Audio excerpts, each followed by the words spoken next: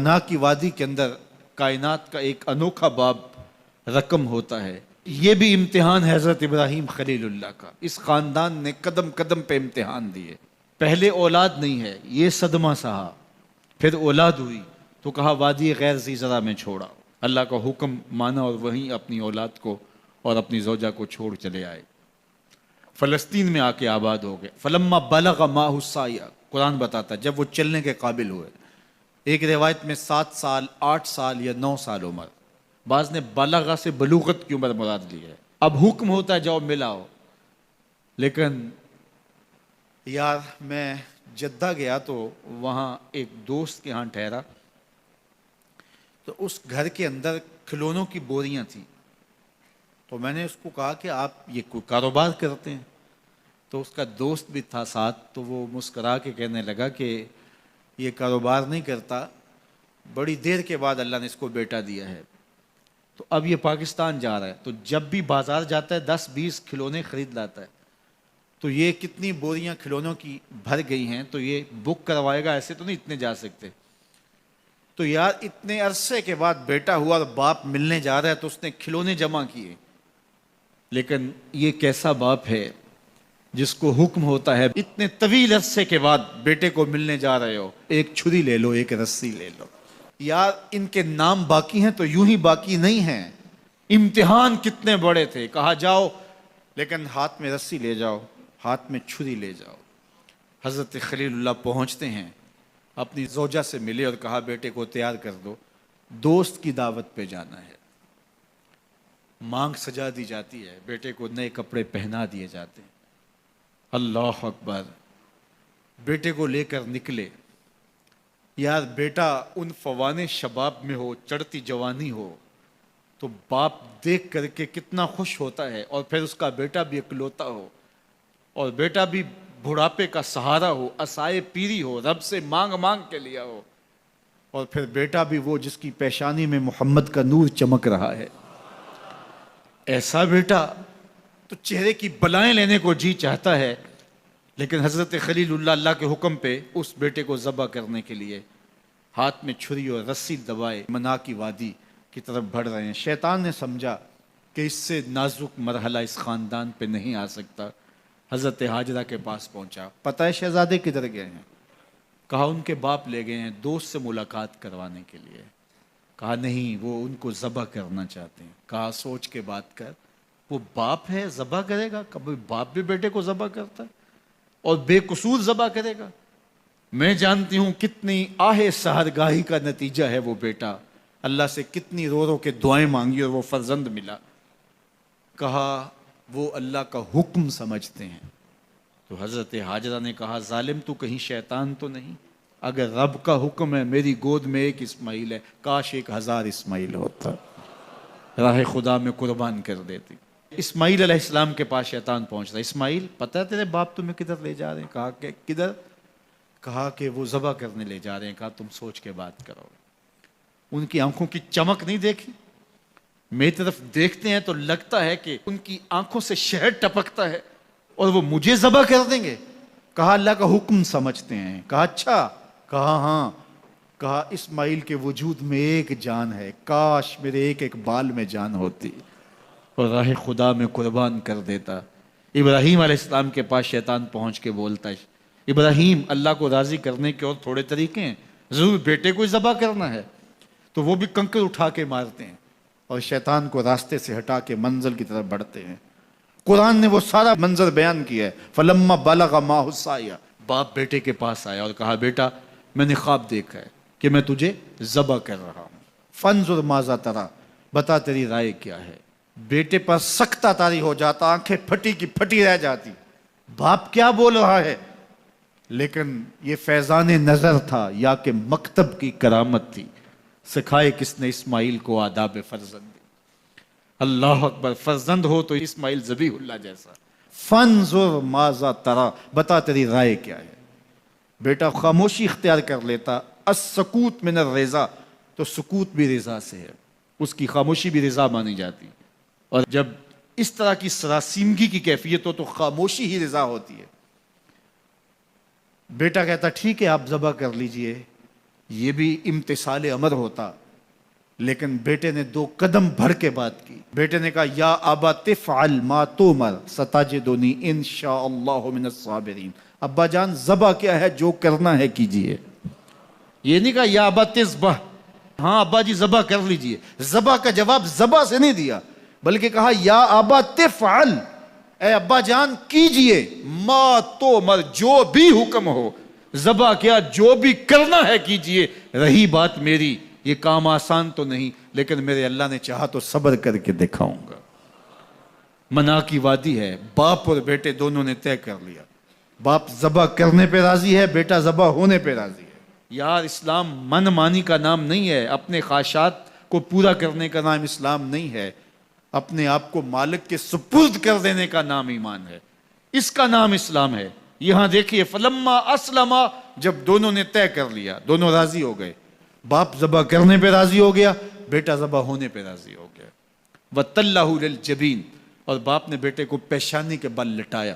قرآن نے وہ سارا منظر بیان کیا ہے. اس پر مفسرین کے 2 قول ہیں. ایک یہ کہ الٹا لٹایا تاکہ کفا سے ذبح کروں، گردن کے پچھلے حصے پر چھری رکھ کے ذبح کروں گا، منمونا چہرہ میری آنکھوں کے سامنے نہ ہو اور میرے دل کے اندر کوئی جذبہ رحم نہ جاگے جس سے اللہ کے حکم کی تعمیل میں دیر ہو جائے. اور دوسرا معنی یہ کیا کہ آپ جانور قربانی کے لیے ذبح کرتے ہیں تو اس کی گردن کو بل دے کے اس کی پیشانی کو زمین پہ لگا دیتے ہیں تاکہ یہ رگیں تن جائیں اور ذبح کرنے میں آسانی ہو. حضرت اسماعیل کی معصوم گردن کو بل دے کر کے ان کی پیشانی پتھر کے ساتھ جوڑی گئی. وَتَلَّهُ لِلْجَبِينِ، پیشانی کے بل یوں لٹایا گیا کہ گردن کھل جائے اور بیٹے کو ذبح کرنا آسان ہو. آنکھوں پہ پٹی باندھ لی کہ یہ منظر تو دیکھا نہیں جا سکے گا، اللہ کے حکم کی تعمیل بھی بہر صورت کرنی ہے. سعادت مند بیٹا بولتا ابا جان مجھے رسیوں سے جکڑ لیجئے، کہیں ایسا نہ ہو کہ میں تڑپوں اور اللہ کا حکم پورا کرنے میں آپ کو دیر ہو جائے. باپ بیٹے کو رسیوں سے جکڑ لیتا ہے، ہاتھ میں چھری پکڑی ہے، ذبح کرنے لگتے ہیں تو بیٹا بولتا ہے ابا جان رسیاں کھول دیجئے. کیوں؟ آپ کا منصوبہ، آپ کا پروگرام تبدیل ہو گیا. کہا نہیں. تو پھر کیوں رسیاں کھولوں؟ کہا کہیں ایسا نہ ہو کہ کل کا مورخ لکھے کہ باپ ذبح کرنا چاہتا تھا، بیٹا ہونا نہیں چاہتا تھا، باپ نے باندھ کے کیا. کھول دیجئے، نہیں تڑپوں گا. رسیاں کھل جاتی ہیں. بیٹا پیشانی کے بل لٹایا ہوا ہے، ہاتھ میں چھری پکڑی ہے، منا کی وادی ہے، کارکنان قضاء و قدر کی چیخیں نکل رہی ہیں، حوریں تھرا رہی ہیں، زمانہ کانپ رہا ہے، منا کی وادیوں پر تھر تھراہٹ ہے. مالک قیامت آنے والی ہے. فرشتے بھی پوچھ رہے ہیں کہ مالک کیا ہونے والا ہے. کہا تم کہتے تھے انسان کو پیدا کر رہا ہے، سجدے تو ہم کریں گے، ذرا میرے بندے کی ادا تو دیکھو، ذرا میرے بندے کا انداز محبت تو دیکھو، میری فرما برداری، انقیاد امر اور اطاعت اور امتثال امر کی مثال تو دیکھو، ذرا دیکھو میرا بندہ میرے حکم کی تعمیل کیسے کر رہا ہے. اللہ اکبر. کائنات آنکھیں جھپک رہی ہے، سورج منہ چھپا رہا ہے کہ یہ منظر دیکھا نہیں جا رہا، اور منا کی وادی تھر تھر کانپ رہی ہے کہ ایک بوڑھا باپ ہاتھ میں چھری پکڑے اپنے نونہال فرزند کو ذبح کرنا چاہ رہا ہے. عجیب منظر ہے کائنات کے اندر. حضرت ابراہیم آگے بڑھے، بیٹے کی گردن پہ چھری رکھی اور پوری قوت کے ساتھ چھری کو جنبش دی. اللہ اکبر. لیکن ایک بال بھی نہیں کٹا. پاس پڑے پتھر پر چھری کو مارا. لما تقطع یا سکین، چھری کاٹتی کیوں نہیں؟ تو چھری نے آواز دیا الخلیل یامرنی والجلیل ینہانی، خلیل مجھے کاٹنے کا کہتا ہے، رب جلیل کہتا ہے خبردار ایک بال بھی کاٹا. کہا چھری تیرا کام تو کاٹنا ہوتا ہے. کہا حضرت آگ کا کام بھی تو جلانا تھا، جس نے آگ کو جلانے سے روکا تھا آج اس نے مجھے کاٹنے سے روک دیا. اس کا یہ مفہوم بھی نکالا جا سکتا تھا کہ میں نے تو چھری چلا دی، اب چھری نے کچھ نہیں کیا تو میرا کیا قصور. اللہ اکبر. دوبارہ چھری تیز کی اور حلق پر چھری کی نوک رکھی اور اپنا سارا وزن ڈال دیا. گردن کٹ گئی، خون بہنے لگا اور دل میں تھا کہ اتنا بڑا کام جو میں نے کر لیا. لیکن جب پٹی کھولی تو دیکھا منظر بدلا ہوا ہے. جس کو بیٹا سمجھ کے ذبح کیا وہ بیٹا نہیں تھا، دمبا تھا. اور جبریل امین پاس کھڑے ہیں اور اسماعیل مسکرا رہے ہیں. بے ساختہ زبان سے نکلا اللہ اکبر. تو حضرت اسماعیل بولے لا الہ الا اللہ واللہ اکبر.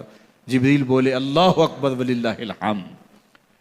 اب یقین تھا کہ یہ سارا اہتمام ادھر سے، جبریل کا آنا اور دمبا پڑا ہے اور ذبح پڑا ہے اور جبریل امین موجود ہیں تو یہ یہی لے کر آئے ہوں گے، اور بیٹا مسکرا رہا ہے۔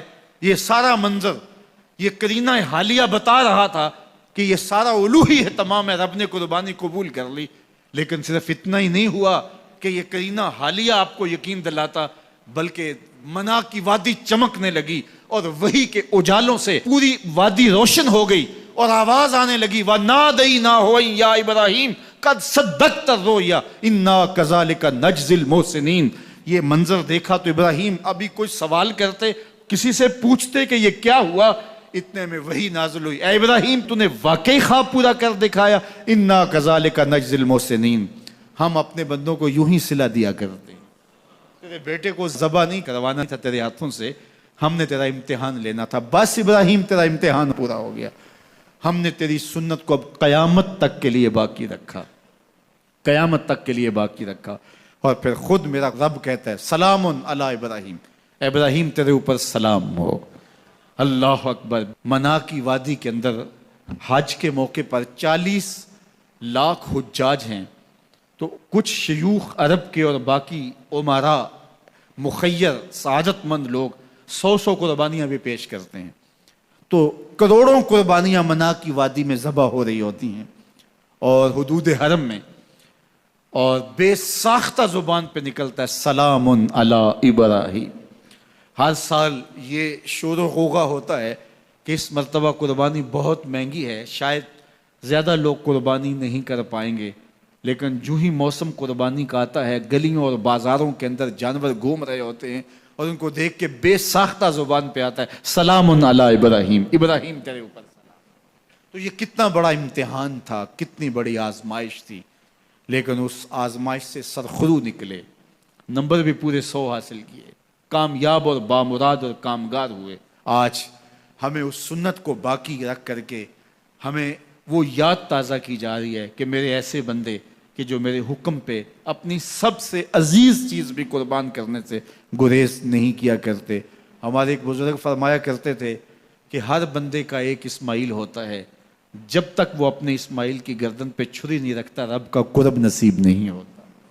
تو جو تمہاری محبوب چیز ہے اس کو راہ خدا میں جب تک قربان کرنے کا جذبہ نہیں پاؤ گے، تب تک تمہیں وہ منزل نصیب سعادت کی نہیں ہوگی۔